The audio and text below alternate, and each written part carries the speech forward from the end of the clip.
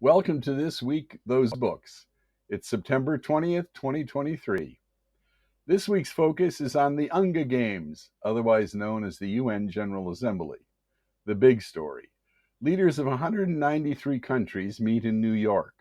UNGA's centerpiece will be a new push to achieve the United Nations' 17 Sustainable Development Goals, which aim for a fairer, more eco-friendly world without hunger and poverty. The backstory. The goals were adopted in 2015 and are meant to be achieved by 2030. This year marks the halfway point to the deadline. Each of this week's three picks illustrates a global problem, seen up close and personal. Each offers crucial perspective on why a particular UN goal matters so much.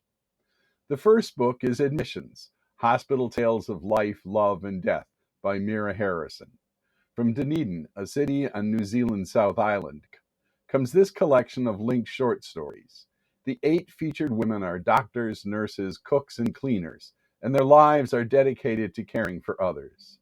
We see a 28-year-old obstetrician having a miscarriage as she delivers other women's babies.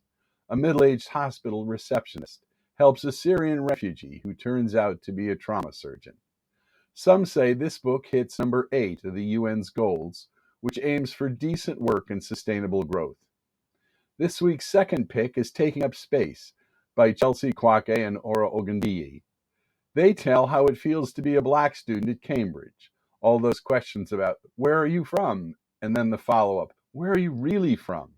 As they write, the curriculum suggests non-white people are only worth studying for the occasions in which they are forced to confront white power. This hits 2 UN goals. Number 4, quality education, and number 10, reduced inequality.